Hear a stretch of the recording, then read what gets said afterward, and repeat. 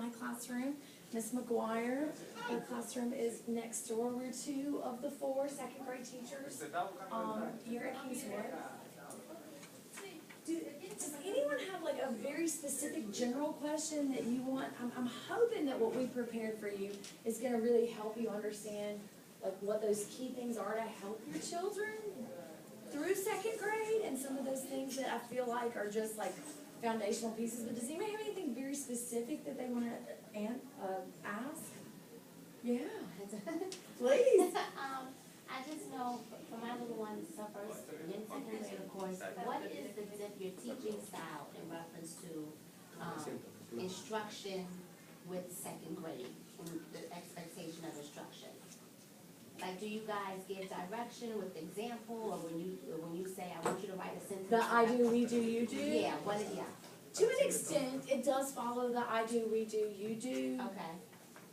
But things are kind of shifting. Okay. And luckily for me, more to a Montessori way that I'm familiar with, of empowering the children to dive in and find their way. We do have direct instruction. We do follow Wake County's pacing guide and following, you know, the core curriculum that we do, but how we approach it sometimes is a little different.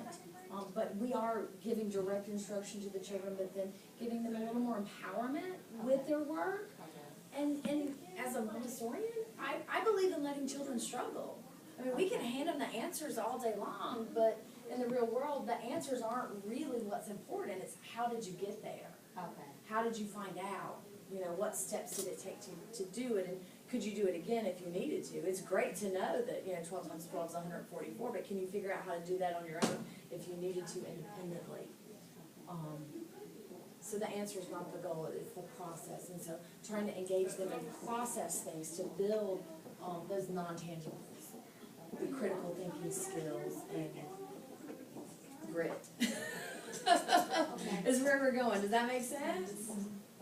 So project-based learning, hands-on, manipulatives, moving around, partner work, this plane of development, children, you know, ages 6 to 9 love to work collaboratively and have, you know, a partner to bounce ideas off of and to work together and use each other's strengths. And so we use that to help facilitate their learning, because that's where they are developmentally. How much do you get to share your approach and your Montessori background or training with others in second grade, other teachers in second grade? Not as much as you'd like. Not as much as that. Okay. She's trying very hard. Okay. I'll talk about it all day long to anybody who'll listen. They'll be like, all right, I gotta go get some food. I mean, we gotta stop. But I do see, you know, a lot of methods going towards that pedagogy, and it's kind of beautiful and heartwarming to see. Good. Okay? All right, let's talk reading. What is a good fit book? I actually was just having this conversation with a parent while she waited on the other section. And every year I have someone going, I want my kid to read Harry Potter. We're in second grade. That's great, that's noble. I never aspired to have a second grader read Harry Potter. I've had plenty of second graders read Harry Potter. But we need to find good fit books. And what does that mean? And we have 3 levels that we look at instructionally, or for our instruction. There's the super frustrational. I have to stop and figure out the words that I'm reading. And by the time I get to that period, I have no idea what happened back there 6 words ago. I'm so lost. I'm mentally drained. I've barely made it through that. No comprehension is happening at that point. It's just decoding and barely. And then we have the other end, super easy. I'm reading so fast that I don't even stop at the periods. I don't take a break. I just keep on going. Super easy, right? And that's great if that's what your kid's doing for fun time. It's great. I've had kids that sat and read Dr. Seuss who could read Harry Potter, but that's what they enjoyed. And that's okay for them to have super easy books for enjoyment. But for instructional, when we're trying to dig deep into comprehension and other concepts, we need them in that sweet spot in the middle, where there's a little bit of struggle with some big words that are being introduced, but it's not so much that they're having to stop and figure things out along the way. Is this my slide that has the 1 and 10? Oh, here we go, instructional, 1 and 10. If they are stopped, oh, I forget that it's touchscreen. Man, me and technology. I'm real old school. We love books and the smell, the feel. We do use technology here. 1 and 10 rule is very easy to remember. If your child is stopping more than 1 in 10 words, it's getting to that frustrational level. They're not getting as much out of it, and it's harder for them to do. I love the 1 in 10 rule. You've got 10 fingers. It's real easy for you to easily keep track of and say, okay, we're having to stop, but it's manageable. We can keep going. We can keep going. So that 1 in 10 rule is the sweet spot, and that's where we want them to read. They were having a conversation in the classroom next door. Since we didn't have anybody here, we were eavesdropping a little bit, and parents were asking, how do I find that?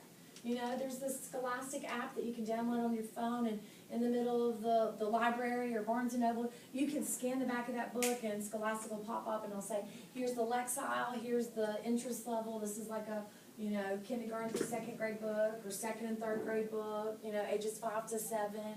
You know, the Lexile, maybe you don't know what a Lexile level is, but you can get some of that information.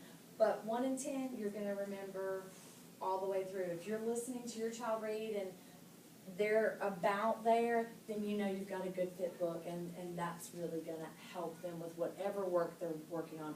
Asking or answering questions, or cause and effect, or, you know, what was the author's purpose.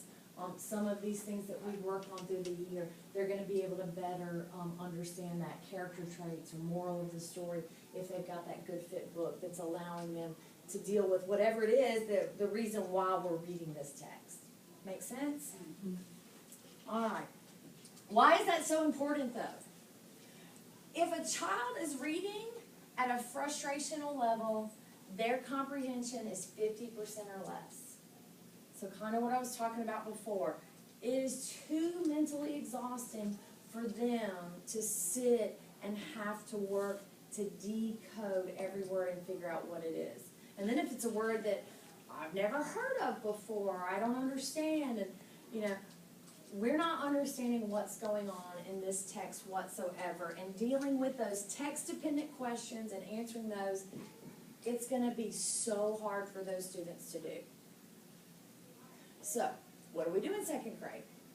Because not all 2nd grade texts, we try to offer rigorous texts, and some of those texts are frustrational if your student is not reading at a 2nd grade level. So we have other things. We do have technology all throughout the room.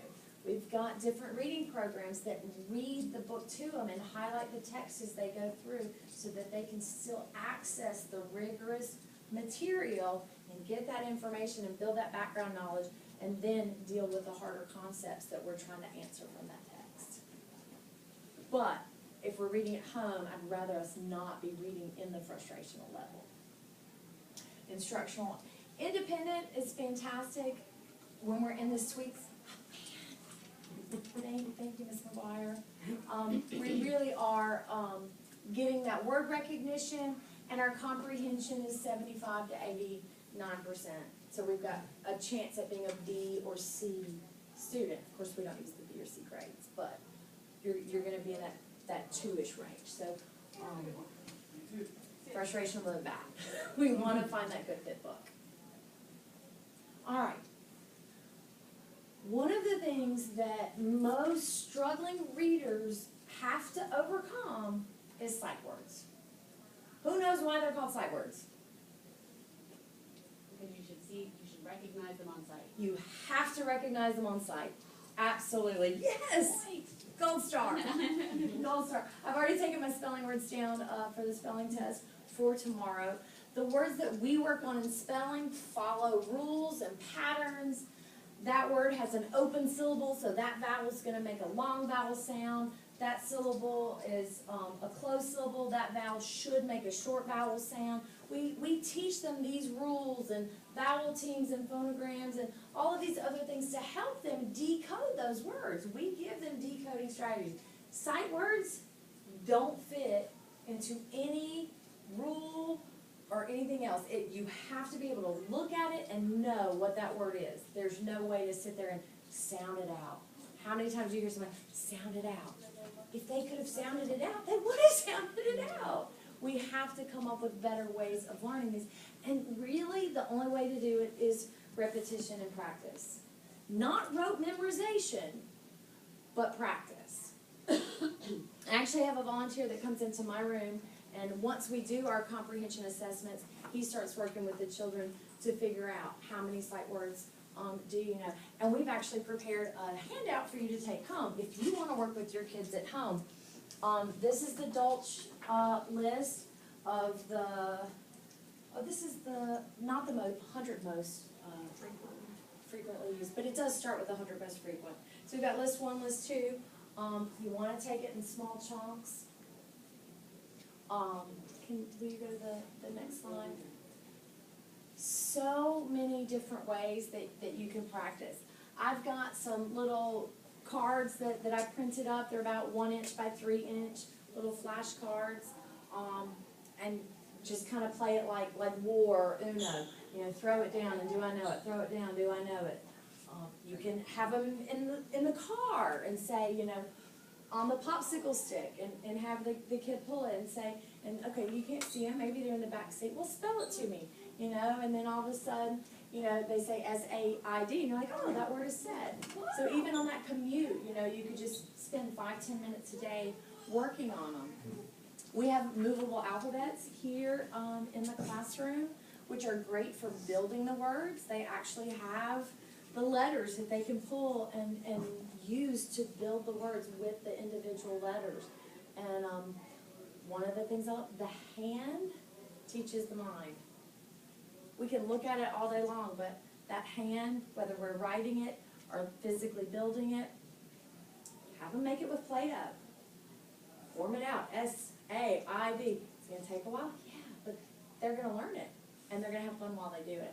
So it doesn't have to be boring. It doesn't have to be, oh my goodness, this dreaded thing. We already have to, you know, practice our spelling words and read 20 minutes a day. And now Miss McLeod's going to tell me to read to my kid for 20 minutes a day. Where am I going to find the time? You should be able to find, you know, 5 or 10 minutes to kind of go through it with them. And just a quick little review. I'm sorry to interrupt. Did I see something in kindergarten the other day where they putting, was it glue on the table and then Shaving cream. Shaving cream. Okay. We have it. This mirror is actually over here by design. I do have a student who is performing below, and so he will build his words with shaving cream on the mirror and then clean it up. They can do it on the table. One option they have is the sandpaper tray. Again, that tactile sensation. They can use 2 fingers and form it out in the letters, and then you shake it, and then it's ready for the next word. Sand, grits, anything fine. Shaving cream sounds better than glue. So that's why I was like. I did have a request to get the unscented shaving cream for my classroom. Yeah. Because some people, it is a really strong smell. Yeah. It will permeate, like, nobody wants popcorn until you smell it popping in the teacher's lounge. That shaving cream will go all the way down the hallway. Yeah, have fun with it. Have fun with it. Sidewalk chalk, outside. You know, 5 words a day. When my volunteer works with them, he'll isolate 3 to 4, sometimes 5 words, and then gives a practice card. And so that child will practice those specific words that they are struggling with till the next week when he looks at it again. And what are we looking for with sight words? Again, on sight, we call it automaticity. I can't believe I got that word out. Normally in front of parents I can never pronounce that. 1 second or less. Look at it and know it. Look at it and know it. Look at it and know it. So that's what we're going for. And this will really help in that fluency and getting them to the decodable words that they can then start breaking down with some of our other. So this is here for y'all to take. We have lists 1 through 9. If you want to work on those. It really will help those who are not at grade level build that fluency so that then we can start addressing comprehension. Question? Everybody good? Okay. All right, what makes a great written response to text? One of the things that we assess at the beginning of the year when we're looking at their comprehension, yes, we're looking at their fluency, and their ability to decode and their comprehension orally. Can they answer the questions? Do they understand why Bobby was mad when the teacher took the soccer ball away from him? Yes, no, maybe. After we do the oral comprehension, we ask them to do written responses. This is a struggle for most second graders. The written response will take your child who can decode and orally comprehend questions from on-level text, a J or a K level, and they can't do the written comprehension, and so we go down another level. Doesn't get that written response, go down a level. Every year we see kids that come home with those first interim report cards and are like, but Johnny was reading at grade level when he came in. Why am I seeing this? And most of the time it's written response to text. It is that struggle with writing the correct answer. It is why we have made it second grade wide. That is why it's our homework at night. Not only do we practice it in class, but we practice it at home too. Whatever we're reading, let's answer some questions about it. Sometimes we have kids that come up with the most amazing answers to questions. Problem is, it's not the question we asked. So one of the things that we do, and we have these rubrics for you as well to take home. I have mine in the classroom. I only put the level 3 here on the slide, but we refer to this all the time in class when they are writing. Is it a level 1, level 2, level 3 response? And so you'll get the full one. I only put the level 3 up here. What are we looking for? Restating the question is number 1 on here, because if a child can say, this is what I'm about to answer, chances are they will answer the right question. But it's hard. It's so hard. Well, she was mad. Okay, well, who is she? And what was she mad? Why was she mad? What happened? What'd she do about it? Wow, I've still got so many questions that I don't really know what you're answering. And maybe that answer is right, but I don't have that detail. One of the games I love to play in my classroom, and I've got a small dry erase board somewhere about here, I will write a question on a dry erase board, and all the kids are sitting here, and I'll have a kid come up and answer the question, and the kids sitting down have to tell me, what question did I ask them? They can't see the question. They'll go, waffles. What? What'd you have for breakfast? So we want them to say, this morning for breakfast I had waffles. One, starting in second grade, we're starting to develop writing and complete sentences. That's a hard work for second graders. Everything starts with and because and well. I almost saved this for a few good. Well, you see, here's what happened. I had this kid, he wrote like a whole page and never said anything. It's adorable. It's one of my favorites. So, working on restating that question. Again, this is why we practice it. But restating the question, and then, did they answer the question? I've had students rewrite the whole book because they didn't know. So they're like, I'm just going to give her everything and then let her sort it out. But we know that they comprehend when they answer the question.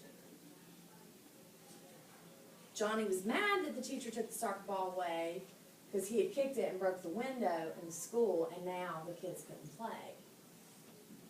Now I know really that the kid wrapped his head around whatever the text was talking about. So we want them to restate the question. Thank you. Restate the question and answer the question. Then we ask them to give us 2 or more details stating text evidence. We tell the kids when they are reading with us and we're asking them questions, please look back in the text. Refer back to the text. The answers are there.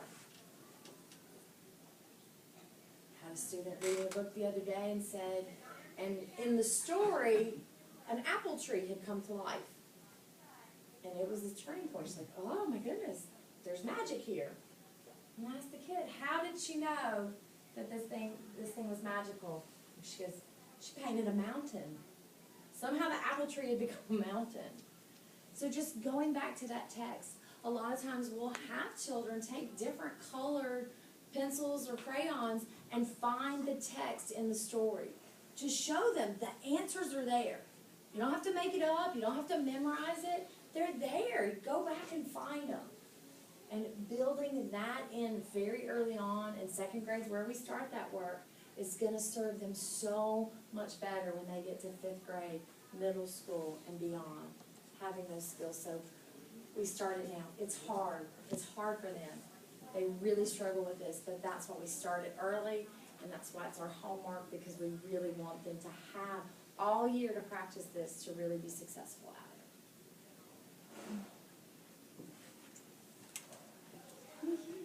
Told y'all this was coming. Is reading aloud helpful to my child?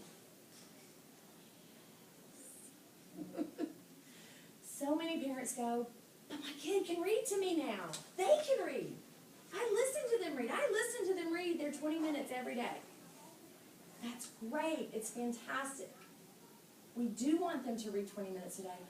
I want you to read to them 20 minutes a day, in addition to them reading to you. I know you've done spelling and sight words, and now you've listened to them. We still got soccer and dinner and bath time. I know, it's tough. I ask parents to read. And here's where it gets tricky, because we talked about the frustrational level and the independent level and the easy level. And that's always fluid. It's always moving. So the interim report card's going to come home and you're going to say, okay, well, Johnny's on a J. Well, what's 3 levels above that? J, K, L, M. Well, how do I find an M level book? Nowhere in Barnes & Noble does it say a level M. This is where it becomes tricky. But I want to see if you can find a book that is in that frustrational level for your child. Not Harry Potter, unless you really want to. I mean, if you have the time and the patience to sit there and explain a whole lot of stuff, by all means, that could be a great bonding experience for you and your child. But to find something that's just out of their range, something that shows them, here's what's coming. They get more complex sentences, structures. They start moving into those compound sentences with dependent clauses. You start to see a little more character development, a little more character interactions, those interpersonal skills. Not quite as treacherous as Harry Potter, but, some things going on. Why did this person do this? Some more feelings and stuff going on. And they're going to see where they're headed to and be more prepared when they get there. Because they're going to have heard these types of stories, these types of sentence structures, these sort of interpersonal dynamics in the books that you've read to them. Does that make sense? I've been misquoted on this so many times over the years. Not 3 years above them, and I get that it's harder to know what those 3 levels are, but to find something that's a little more difficult than what they can read themselves. With the hope that, in a few months, Johnny's going to be reading that book to you. Now, Ms. McLeod, Yes, can I ma'am. ask you something, just in case it's helpful to the other parents, and if I'm even doing it wrong? Is it the 20, 40 minutes the big deal, or is it, I know when I do it right, so tell me if I'm doing it wrong. If you're reading, it's not wrong. Okay, we're reading, and how we do it is, I read a page, she read a page, like we read the same book but together, and I read a page and she reads a page. Is that okay? And if so, I kind of, it's a little something out there in the kitchen, but that's kind of how I do it, to get in my part and to get in her part as well.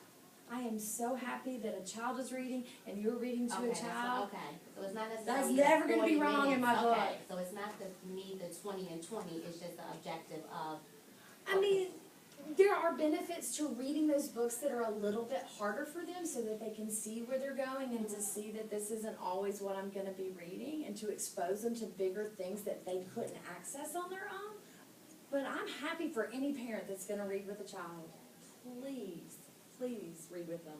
So what I'm asking, because we do read different levels, I'm talking about the 20, I know you said 20 minutes for the child and 20 minutes for the adult. are you emphasizing the time frame altogether, or is it just the simple fact of the shared reading? Again, I'm happy to have Okay. any parent involvement that, Okay. that helps. It makes reading, important to them. They see that model for them. Yeah. If they never see you reading a book or you reading to them, or, you know, they don't think it's important. Why do I have to do it? That's just a Right. chore I have to do for school. I mean, it takes that stigma away from them. Again, I mean, it makes it meaningful and powerful, and let's face it, that's some great quality time. There's a reason I have a chair that fits 2 people, because when he's snuggled up next to me and we're reading, love it. It's hard. We don't do it every day. I'm not even perfect at it. I try, but life happens. Days get away from us. But the more you do it, the more it'll benefit your child, the more it'll help them to see. I get very intentional with my read alouds. I over enunciate words. I will break those syllables down. Not as much now. My son's in 4th grade here at Kingswood, so not as much now, but when he was an emergent reader and a beginning reader and just diving in, I would absolutely over enunciate, break down every word, and almost make a little robotic. But you know how we talk about the syllables and how we would sound it out, being very intentional not to blend those sounds together and draw them out. And I'm from the South, I got a Southern drawl sometimes. The 20 minutes at home. This is really for the students, but it does dovetail into moms and dads reading. Students see that only reads 1 minute a day and how much they get by the end of the year. That's 8,000 new words per year. And you're like, wow, that's fantastic. 8,000 words. Student B reads 5 minutes per day. They learn an average of 352,000 new words each year. And what their results are, they're in about the 50th percentile compared to their peers. And students who read 20 minutes a day just get exposed to so many new words, new situations, new interpersonal dynamics. All sorts of new worlds open up to them. And over the course of their school year, it will make a tremendous difference to them. I can't, it's blurred. I don't have my glasses. If you start reading for 20 minutes per night in kindergarten, by the end of 6th grade, student A will have read for the equivalent of 60 school days. Student B will have read the equivalent of 12 school days, and student C will have only read for the equivalent of 3 school days. So I don't feel bad when I miss a night because I just couldn't, but I know in the long run, all of my other nights combined make such a huge impact. And not to brag, but, you know, my kid has this huge vocabulary. I'm a word nerd. I mean, his dad's a word nerd. I mean, I know he's exposed to a lot of words. We've never dumbed it down or spoke down to him, but he reads a lot. We read a lot to him. We were at the emergency room last night for a small situation, and the nurse told him his temperature, and he goes, "So do I have a fever?" She goes, "Oh, no, it's not that high." He goes, "Oh, so it's only slightly elevated?" Yes, son, it's only slightly elevated. Words, I mean, books and words, they have meaning, they have power. They will serve our children better. When they are able to open up and communicate with us and have their words to do that. In 3rd grade, they're going to have tombstones that start lining the hallway because sad and mad and happy die slow, painful deaths. They really start digging into those synonyms and antonyms so that we can build those richer, more dynamic vocabulary. I'm not mad, I'm livid. I'm not happy, I'm ecstatic. You know, just building that rich vocabulary, and they're going to get that from books the more they read. Oh. So if you haven't logged on to Class Tag, please do. It's not a perfect system, but it has made communicating with my parents so much easier. Just to be able to click one button and say, hey, send this to everyone. I've heard some complaints about the ads on there. Recently found out Land's End sponsored my class. Oh, you didn't know that. Huh? So the teachers aren't aware of what, I didn't know if y'all got to pick what sponsors? No! Okay. We had evacuated for the hurricane because we really thought that we were going to get hit a lot harder. My apartment's been flooding since August. I'm like, we don't stand a chance. So we left and I got this message and I'm like, what? But it has made communicating with parents so much easier. So if you haven't logged on, please do that. Get with your teacher and find out what you need to do that. Otherwise, please just get in touch with us any way that you have. I have an open door policy in my classroom. You have a question, a concern, something happened. I had a parent show up at 8:35 this morning. She goes, we need to talk. It was serious enough that we really did need to talk right then and there. So I closed the door. The students waited out in the hallway and we sat down and dealt with the situation. Don't normally like to have 8:35 meetings with parents, but if it's urgent, by all means, I'm going to make myself available. I have been here at 5 o'clock on Friday nights every week for a set of parents who felt like that's what they needed. We are here to work collaboratively with you. It's this beautiful triangle between teacher, parent, and child, all working together, and beautiful things can happen. So we're here to help you. Stories come home from school, and I'm like, really, what? I think the biggest complaint though is parents are like, I don't get anything for my kid. You know, it's hard. It's like pulling teeth. You hear about lunch, you hear about recess. May I have your attention, please? It is time for session 2 to end. And I want to remind you that children who are